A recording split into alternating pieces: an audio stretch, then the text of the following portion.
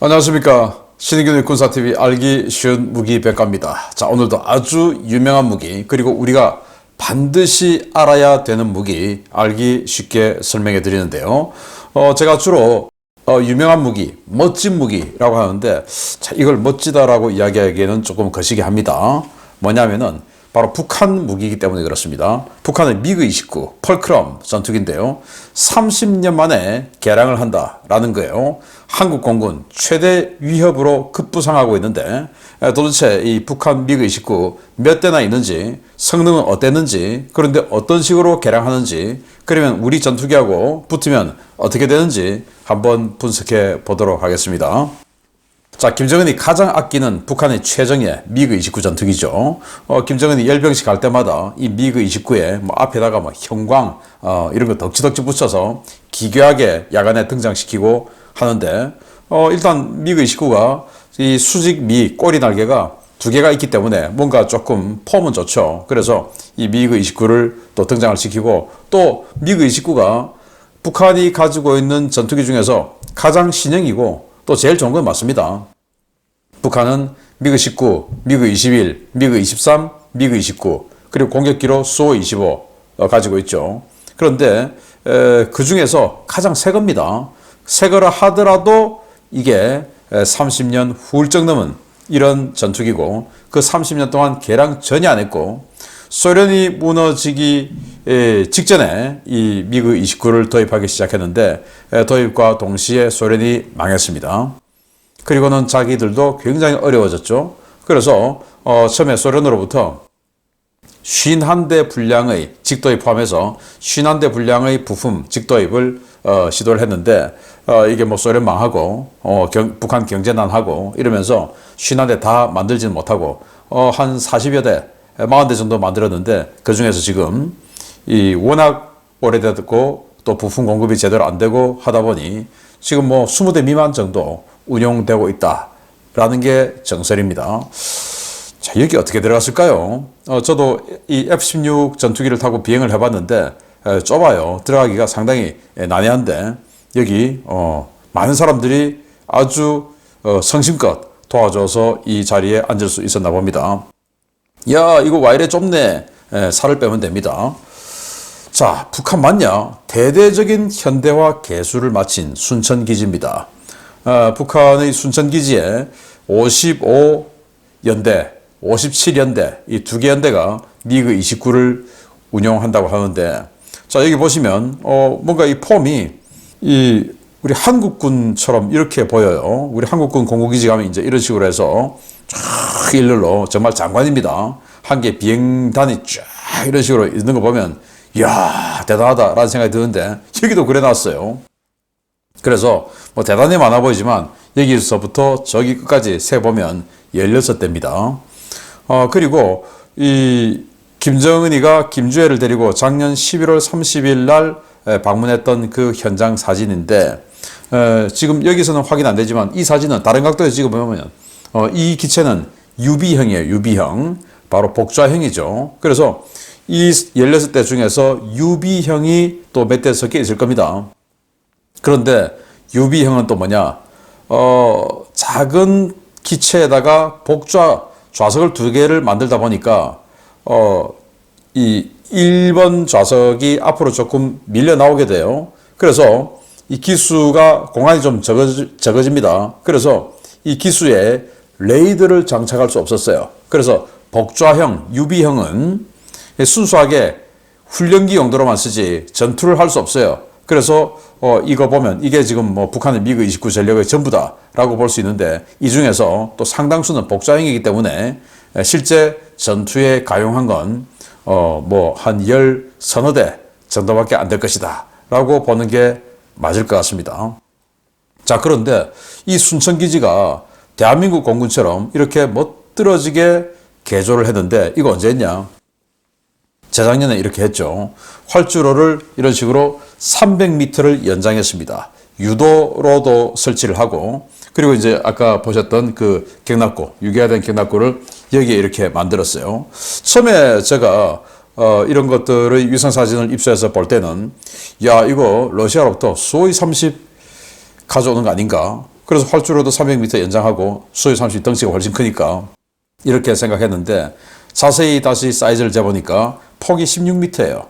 16m면 소유 30이 폭이 14m가 조금 넘기 때문에 그러면 양쪽으로 1m씩만 남기고 들어간다? 이건 무슨 뭐 테트리스 블락 쌓기도 아니고 집어넣기 힘들죠. 그래서 이 16m 사이즈로는 이건 소위 30용으로 만든 건 아닌 것 같다. 그래서 결국 미그 29를 좀 더 폼나게 이렇게 경납하기 위해서 만든 기지다라고 보시면 되겠고 그 용도로 순천 기지를 이렇게 업그레이드해서 아까처럼 그렇게 우리 대한민국 공군 같은 이런 비주얼이 나오게 된 거라고 봅니다. 자, 그러면 결국 앞으로도 상당 기간 이 미그 29가 북한의 최신 전투기가 될 테고 지금 이 북한이 포탄, 미사일 이런 것들을 러시아에 전해주면서 러시아가 뭔가 북한에게 반대급부 제시할 거야. 그게 전투기일 가능성이 아주 높죠. 그런데 그 전투기가 그러면 미그 29가 아니고 또는 소위 30이냐 소위 35냐 이랬는데 이런 걸 보면 미그 29 SM이나 미그 35 그런 종류가 될 가능성도 없지 않아 있다라고 생각이 됩니다. 그렇게 되면 조금 더 다행이죠. 자, 동아일보가 3월 22일 날 이렇게 보도를 했습니다. 북한이 포탄과 미사일을 주고 미그 29 이거 가지고 있는 거 성능 개량을 의뢰했나? 라는 건데 이 기사를 보면 러시아가 북한 전투기 개량을 일부 도와준 정황을 우리 정부 당국이 포착한 것으로 전해졌다. 지난해 하반기부터 러시아 기술자들이 북한에 체류하기 시작했는데 이들 중 일부가 관련 기술을 이전한 정황이 있다는 것이다. 특히 정부는 러시아가 북한 공군 주력기인 미그 29 개량에 도움을 줬을 가능성을 염두에 두고 추적 중인 것으로 알려졌다. 라는 겁니다. 이 기사의 문맥을 보면 좀 과거형으로 이렇게 이야기를 하는데 개량을 마쳤다? 라고 하는 듯한 뉘앙스인데 개량이 그렇게 빨리 마쳤다면 정말 다행이죠. 왜냐? 별로 개량을 안 했다는 말이 되니까. 그러나 제대로 개량하려면 이런 식으로 과거형의 문장이 나와서는 안 되죠. 할 것으로 전해졌다 또는 하고 있는 것으로 전해졌다 이렇게 돼야 되는데 과거형이면 사실은 저는 오히려 개량이 다 마쳤다 그러면 다행으로 저는 봅니다. 별거 아니니까. 그런데 일단은 개량을 이 포탄 주고 미사일 주고 하는 그 대가로 개량을 하기로 하고 제대로 한다면 이거 이제 우리가 긴장해야 되는 건데 어떤 성능으로 개량을 하는지 그걸 또 봐야 되겠죠.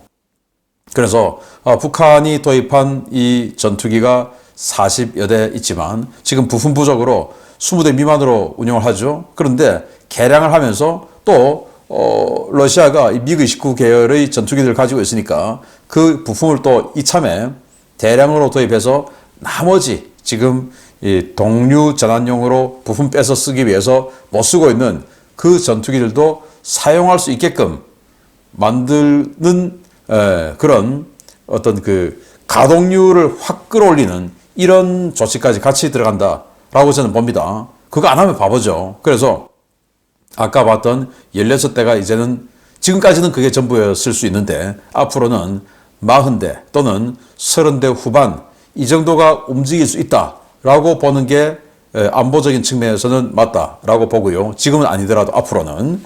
자, 북한의 이 미그 29를 어떤 버전이냐 살펴봐야 되겠죠. 1989년부터 도입됐어요. 도입 전량이 극초경입니다. 미그 29 펄크럼 C 형을 도입을 했고 그리고 이제 훈련기로 복자형인 UB형 도입을 했는데 이 펄크럼 C는 1986년도에 만들었어요.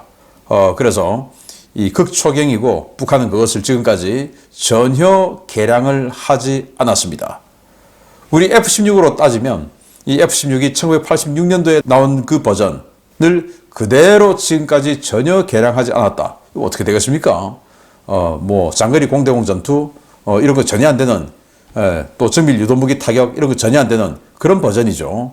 그걸 지금까지 써왔다라는 건데 자 크기는 F-16보다 약간 큽니다.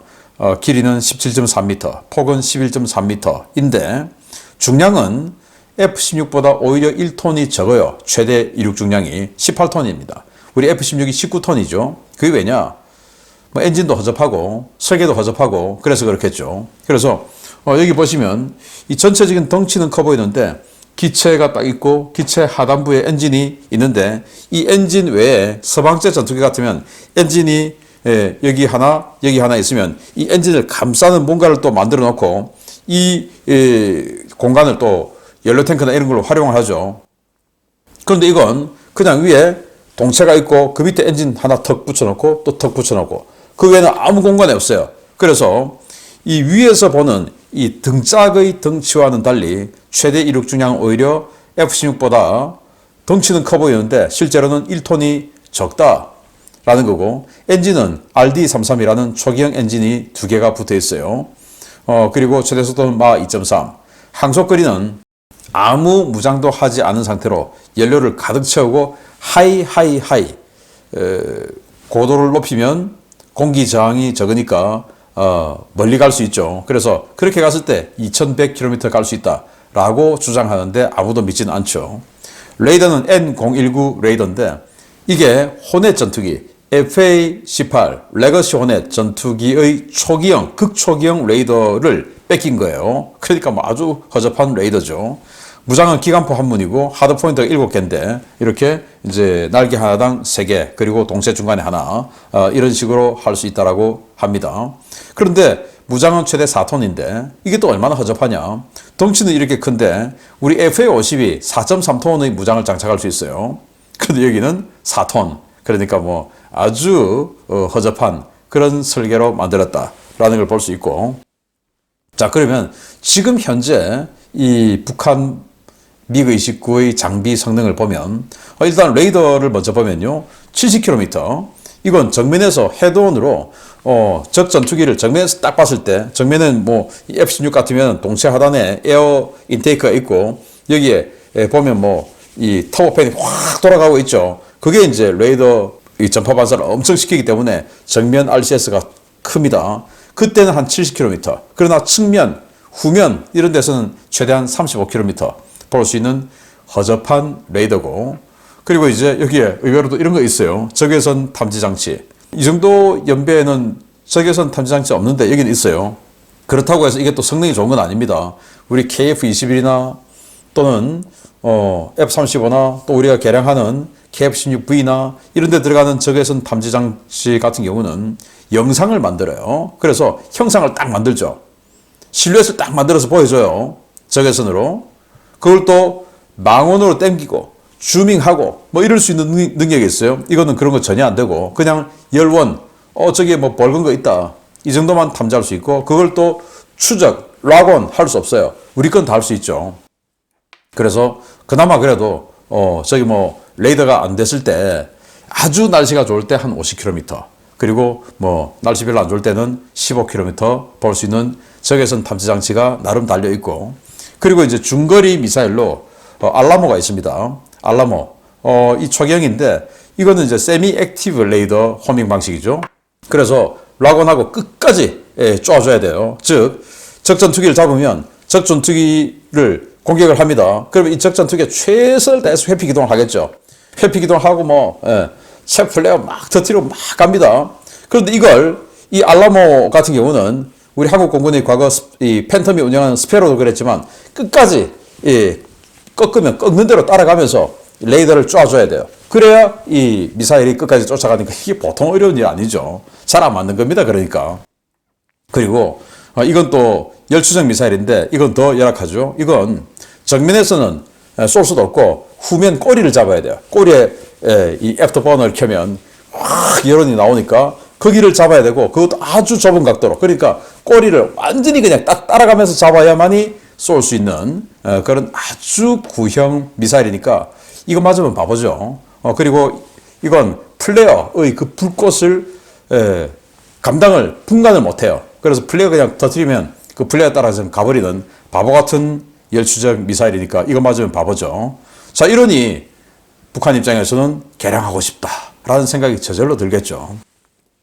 그래서 아마 그러면 일단 무장을 먼저 개량을 해야 될 텐데 2022년 북한의 이 장비 전시회, 무장 장비 전시회 사진에서 우리는 힌트를 얻을 수가 있는데요. 자기들이 만들었다라고 주장하는 무기들이죠. 여기에 이런 미사일이 있어요. 누가 봐도 열추적 미사일이죠. 앞에 시커, 유리로 된 이 모습이 보이는데 이게 이제 열추적 시커 아니겠습니까? IRST를 그대로 잘 뺏겼다라고 하면 최대 한 30km 갈 텐데 굉장히 힘든 일이죠. 그래서 한 20km 날아가는 열추적 미사일 있다라고 봐야 되겠고, 그리고 이제 PL-11 이게 역시 뭐 세미 액티브 레이더 호밍이죠. 그럼 발전한 게 없는데 이 알라모보다 생긴 건 중국의 PL-11처럼 생겨서 뭐 그렇게 생겼지만 그래도 뭐 그런 거 하겠냐. 그래서 이 완전히 우리 암람처럼 그렇게 액티브 레이드 끝까지 쪼아주지 않아도 되는 이런 공대공 미사일을 이제 장착하지 않을까라고 생각을 해줘야 됩니다. 그리고는 여기 레이더를 바꾸겠죠. 주크 AE라고 하는 레이더, 이게 150에서 160km를 볼 수 있다라고 주장하고 있어요. 물론 러시아는 뻥 스펙이 아주 큰데 뭐 그래도 뭐 이거 믿어주고요. 그리고 디지털 항전 장비 당연히 들어가겠죠.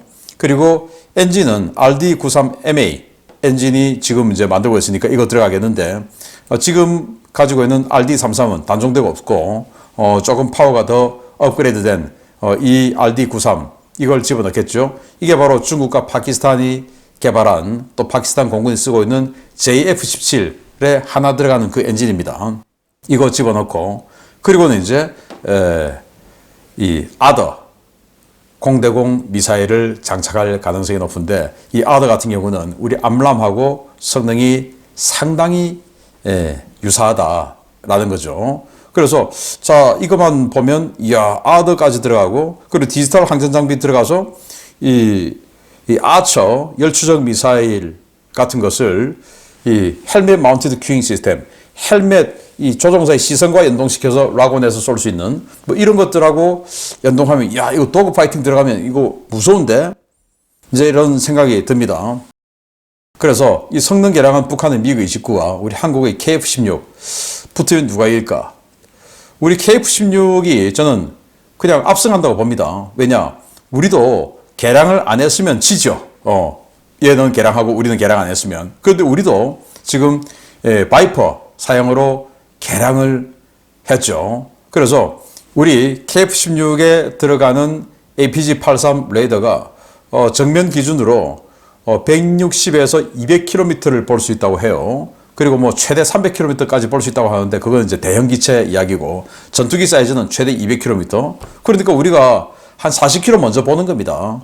40km 먼저 보고, 그리고 이제 우리 한국군이 지금 장비하고 있는 암람 미사일이 C7 뭐 이런 것들인데, 이 암람 C7, C8 이런 것들이 160 정도, 120에서 160 정도 날아가니까 먼저 발견하고, 그리고 자리, 훨씬 더 좋은 자리를, 공격에 용이한 자리를 쫙 기동해서 잡아서 암람 쏴버리면 되는 겁니다.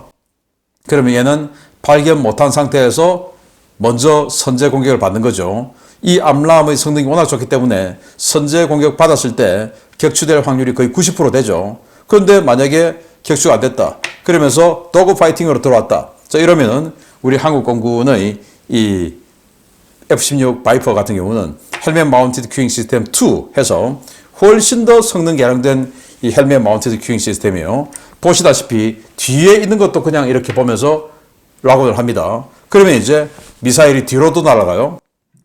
그런데 미그 29에 들어가는 아처 같은 경우는 뒤로도 갈 수가 있는데, 그런 것들이 이 뭔가 이 아래 위 고도가 좀 맞아야 돼요. 네, 특정 고도 상에서만 이렇게 가는 거지, 우리처럼 양사방으로 그리고 아래 위 할 것 없이 다 날아가는 게 아닌 게 아처고, 우리 사이드와이더 9X 같은 경우는 완전히 그냥 양사방으로 다 날아가는 게 우리 성능이에요. 그러니 도그 파이팅 들어가도 우리가 위로 확 올라가든지 밑으로 확 꺼지든지 하면서, 꺼지면서 위를 쳐다보면서 9X 쏴버리면 확 올라가는 겁니다. 여기는 수평 지역에서만 할 수 있는 거고, 상대가 되겠습니까? 안 되는 거죠. 우리가 그걸 알고 있는데 뭐하러 수평을 맞춰주겠습니까? 올라가든지 내려가든지 해버리죠. 그래서 한국의 KF-16과 맞설 수 없다. 그런데 F-15K가 아직 개량을 안 했는데 F-15K는 좀 위험하다라는 생각이 들고, 그래서 F-15K 빨리 업그레이드 해야 되겠죠. 그래서 우리 한국 공군의 전투기 같으면 FA-50 정도만 아니면 이 미그 29 개량 다 하고 와도 우리가 압승할 수 있다라는 거고, 여기는 개량 다 해도 몇 대 안 되지만 우리는 이거 130대 넘죠. 자, 그래서 행사용 무기에 역시 거액을 퍼붓는 김정은입니다. 자주포도 그렇고 전차도 그렇고, 야, 뭐 북한판 K9이다 알고 보니까 완전히 행사용이었고, 야, 북한판 에이브람스다 알고 보니까 완전히 행사용이었고, 9대씩만 딱 만든 거, 이것도 사실은 꽝이다. 이런 짓 하지 말고 옥수수나 사라. 그리고 너 옷 좋은 거 이렇게 맞춰 입는 거 뭐 돈 있으면 하는 건데, 얘들 옷도 좀 사줘라. 이게 뭐냐 조종사가. 이게 얘 한번 옷 좀 한번 보십시오. 어우, 정말 고색창연합니다. 네, 헬멧도 사진을 3명이 찍으면 헬멧은 그래도 맞춰줘야지. 어떻게 헬멧이 3명이 이렇게 두 종류냐. 좀 돈 좀 풀어라 라는 말씀을 드리면서 마치겠습니다. 감사합니다.